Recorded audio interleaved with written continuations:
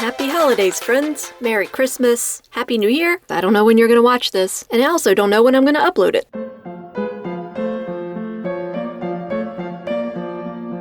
You see, time for me is a tenuous concept. I never know what day it is. I never know what month it is. And this has been going on since before COVID, so I can't blame it on COVID. I got this for Christmas and I am super excited to open it up and look at it. Also, here's my fox mug. So this is Bandai's SH MonsterArts Nargacuga?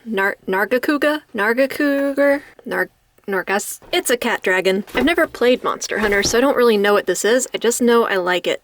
Sturdy box, really cool promotional image on the front. Lots of shiny stickers all over the place. More promotional material on the sides. And the back is interesting to me because it's got a window where you can see into the package and look at the toy, but you can't really see anything except for like a black blob. I mean, the claw mark thing is cool, but if you actually want to be able to see into your package, then maybe not the best. But that's okay, because we're about to open it up and look at it. Now, I've never played any of the Monster Hunter games, which is weird because monsters are like the one thing I'm good at. How are you good at monsters, you ask? It's a hobby to kind of just research different monsters and illustrate them and stuff.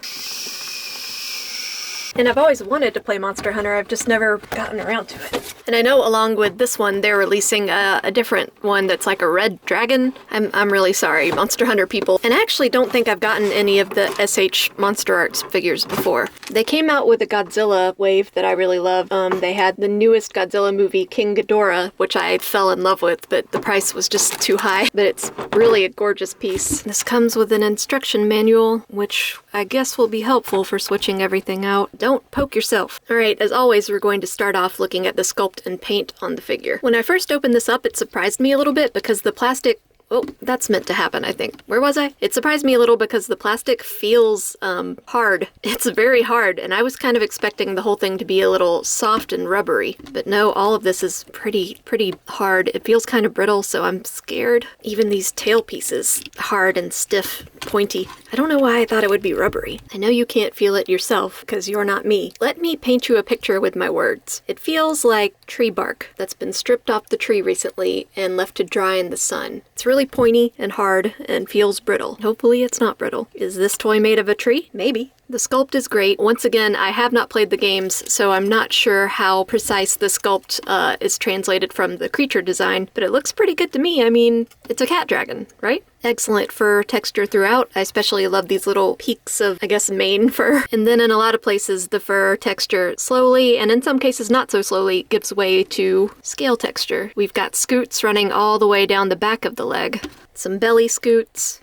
And we can see some smaller scale detail running up into the fur. Actually, the bottom of the creature is a lot more interesting than the top. When you have it posed like this, it just looks like all fur, basically. But under here, there's some really cool textures going on, some really varied color, which gives it a more lifelike appearance. And some of this, it might just be my lighting, but it looks a little shiny, like iridescent. Very cute little paw pads. I also really love this area where the upper arm morphs into a crocodile arm. Really crazy crocodile arm texture. Reddish brown mixed in with the black paint, and the shininess over top of it really gives it a scaly feel. Honestly, I'm afraid to move this thing too much because I feel like things are just going to start flying off, but that's what I gotta do. I'm not sure if this is just the creature design, but its neck won't arc up. Like in the game, maybe its neck is always pointed down. Maybe that's just part of its anatomy, but I kind of wish it would raise up. But in the promo pictures for the box and stuff, it's always looking down, so I guess it just looks down all the time. It's a monster, so of course the mouth opens and closes. We've got a little twist on the head, not much twist, some up and down. It has several of these moving neck parts, so it could probably tilt its head a little bit. Oh, it can lower its neck even more than it was already lowered. Man, this guy, she just loves looking down on people. You and me both, sister. Well, it can arc up right there, so it can kind of look up. We've got some twist in the chest and the waist, some up and down. Let's look at these little arms. Whoa.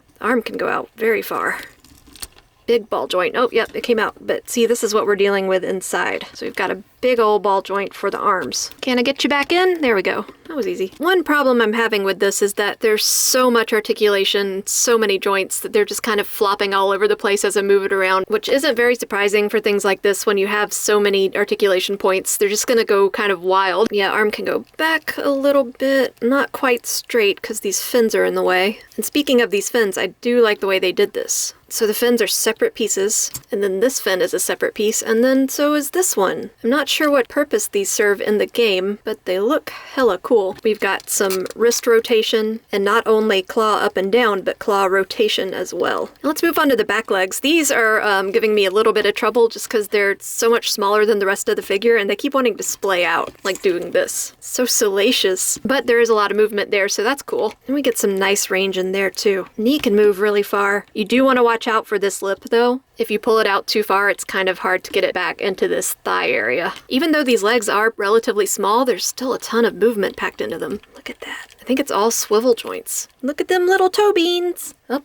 down. Once again, you want to be careful of this little gap here, so don't get it caught on there. But if aligned properly, you can get quite a lot of movement out of it. Bit of rotation at the base. There might be more further down. Yeah, some of these rotate a little bit more, but not much rotation at the base. I don't know if this is an actual piece. It might just be a piece that's unconnected underneath everything. So I think we have 1, 2, 3, 4, 5 actual tail pieces. Oh, yep. See, these just pop off really easily. I mean, that's okay, because you can attach them back in pretty easily. But you do want to be careful when posing this into more dramatic poses because pieces do like to pop loose. Meow! Now, it comes with some accessories. We've got this fallen, I'm assuming it's a giant tree, this fallen giant tree base. Really cool detail work on that. Lots of choppy, splintery wood parts, old wood texture, and some lighter paint on the inside of the fallen wood. The base is pretty heavy. It's got a nice weight to it. We've got an alternate head for Nargacuga. Now, this to me looks like exactly the same head, just the eyes and the ears are a little redder. So I don't know what that's about. Maybe this one's got a little more of a snarl? I'm not sure. So I don't know if in like the game its eyes turn extra red when it's angry or something. You can open the mouth on this one a little bit further since it's not attached to the body. See inside. Super cool detail in there. Looks like a bloody monster mouth. Tiny, tiny teeth. Tiny little canine fangs. So we'll put that head on in a minute. Comes with 2 extra tail pieces. We've got this tail piece where the spikes are all unfurled and ready to spike things. This is very sharp. It could really hurt someone actually. Ow. And we've got this tail section. I guess you can take off the tip of the tail and have it so its tail got sliced off, which is a little sad, but I guess the whole game is about killing monsters and harvesting their parts for armor and stuff, so, I mean, do what you gotta do, I guess. We've got 2 extra fins to put on the wings. A little tiny hunter figurine. I kinda wish it was painted, but I guess you could paint it yourself if you wanted to. This is for attacking your giant cat dragon. And a clear stand to go in the base. So let's go ahead and switch some stuff out on here. Came out with a little effort. The peg is really small, so careful. Let's not have a repeat of the Okami Nendoroid. How many toys can I break within the span of a month? The answer might surprise you. Well, that was quite the ordeal, but I finally got the extra head on. This head makes a little bit more of an impact. This one, since it's the same color as the fins and the rest of the body, it kind of gets all muddled together. But if you want the focal point of the figure to be the head of the creature, I think this one really serves that purpose well. What does it mean when her eyes glow red? Is she about to attack? I don't know. Let's try let's try this tail tip thing. I love a good spiny tail creature. Oh, ow, it hurts. It hurts though. Oh man. Owie. No, it hurts so much to put on. Oh no. Oh man, what's happening? Okay, come on. Oh my goodness. Jesus Christ.